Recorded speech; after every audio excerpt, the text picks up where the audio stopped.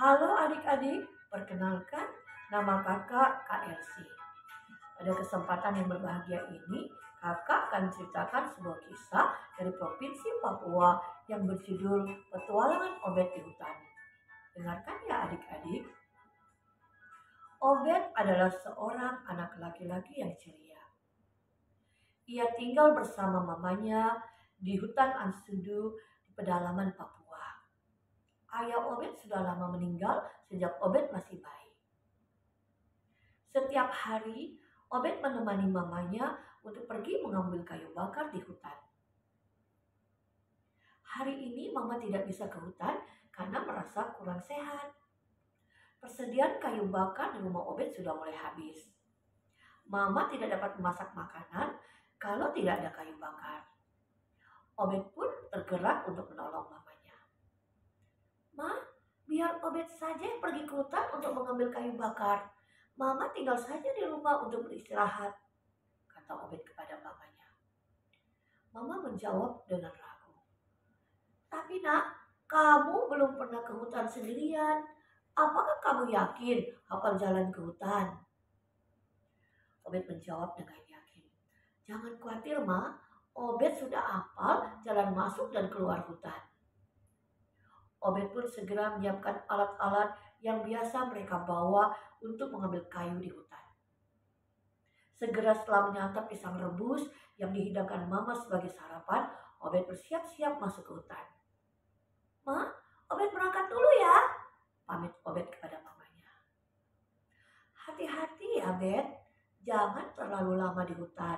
Segera pulang kalau sudah mendapat kayu bakar, kata mamanya. Obed menganggukkan kepalanya dan melambaikan tangan kepada mama. 30 menit kemudian, tibalah Obed di hutan untuk mengambil kayu bakar. Ia segera mengumpulkan dahan-dahan dan ranting-ranting yang telah ditebang oleh penebang kayu sebelumnya. Dengan tali yang dibawanya dari rumah, Obed mengikat kayu bakar itu. Pada saat Obed bersiap-siap untuk pulang, tiba-tiba langit yang cerah berubah menjadi gelap.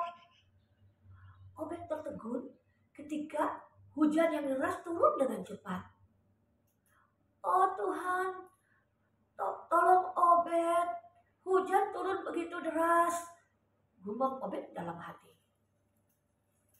Hujan turun dengan deras sehingga air hujan mulai menggenangi kawasan hutan. Beberapa bulan yang lalu, penduduk setempat menebang pohon-pohon lebat di hutan. Mereka mendapatkan tawaran berupa uang yang banyak oleh pengusaha dari kota untuk menebang pohon-pohon besar di hutan agar kayunya dipakai untuk membangun rumah di kota. Karena senang menerima uang yang banyak, penduduk kampung lupa menanam kembali pohon-pohon untuk menggantikan pohon yang telah ditebang.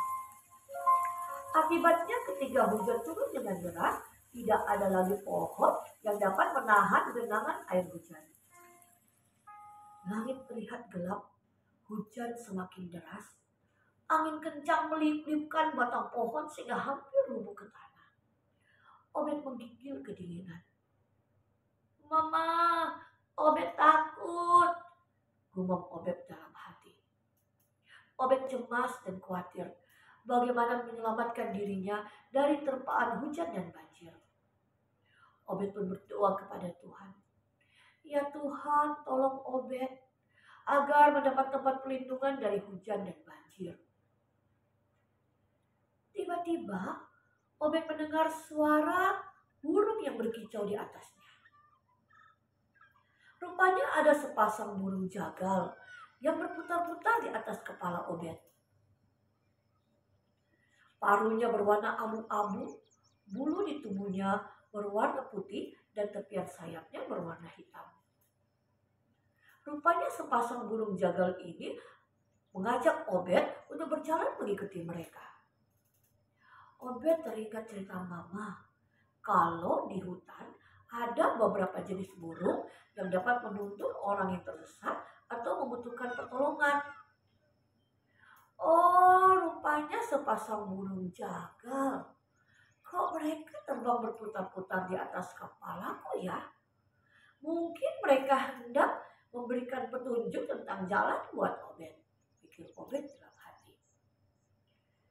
Obed pun berjalan mengikuti tuntunan sepasang burung jagal itu.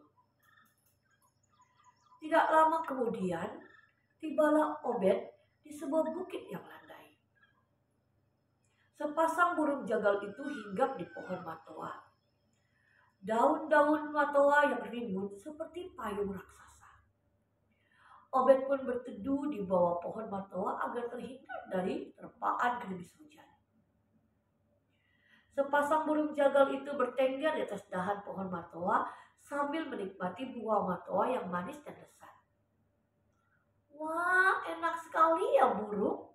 Buah matoanya kelihatan manis, kata Obed kepada kedua burung itu seolah-olah mereka adalah temannya. Rupanya sepasang burung jagal itu mengerti kalau Obed pun ingin menikmati buah matoa.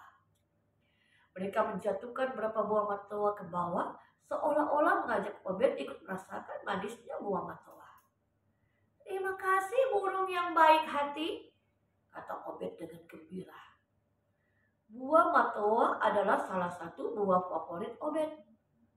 Setelah menikmati buah matoa, sayup-sayup Obed mendengar ada seperti suara air mengalir. Obed pun berjalan mengikuti suara tersebut. Oh, rupanya ada sebuah sungai yang jernih. Pasti banyak ikan di dalamnya, pikir Obed dengan semangat. Obed pun mengambil dahan yang ada di ikatan kayu bakarnya. Dengan pisau yang dibawanya dari rumah, Obed menajamkan dahan tersebut. Obed pun berjalan menuju ke sungai sambil mengamati gerakan ikan-ikan yang sedang berenang. Hore, berhasil, kata Obed dengan semangat. Ia menangkap dengan lincah seekor ikan mujair. Sambil terus memancing, Obed menyalakan api untuk membakar ikan hasil tangkapannya. Betapa nikmatnya ikan bakar itu. Obed pun membungkus beberapa ikan untuk dibawa pulang buat mama di rumah. Setelah kenyang dan hujan pun mulai reda, burung jagal itu kembali bersiul-siul di atas kepala Obed. Rupanya sepasang burung jagal itu mengajak Obed untuk keluar dari hutan. Baik burung sahabatku, sekarang saatnya kita pulang, kata Obed sambil memikul kayu bakar dan ikan hasil tangkapannya.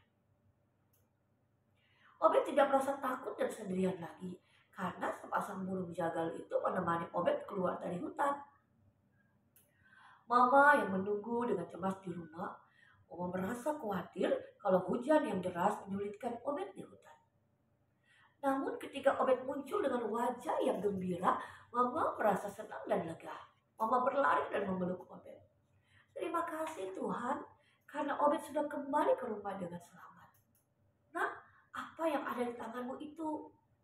Oh, ini ikan hasil tangkapan Obed.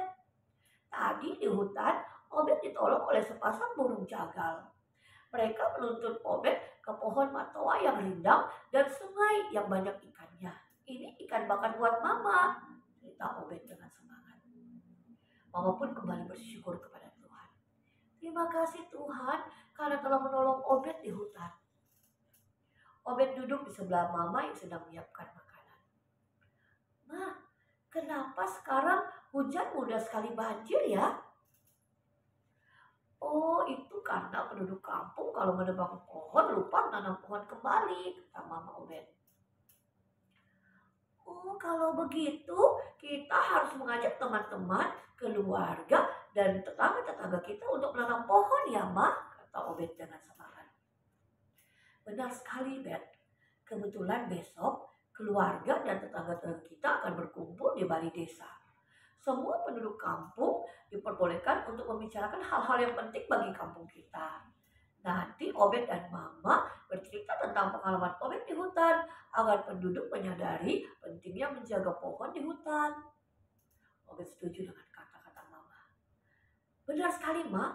Obed juga akan bercerita tentang sepasang burung jagal yang sudah menolong Obed di hutan, supaya penduduk kampung tidak memburu burung jagal lagi. Mama tersenyum sambil membelai rambut Obed. Mama bangga punya anak yang pintar seperti Obed. Besok Obed menjadi pahlawan kampung karena mengajak penduduk kampung untuk menanam pohon dan merawat hutan.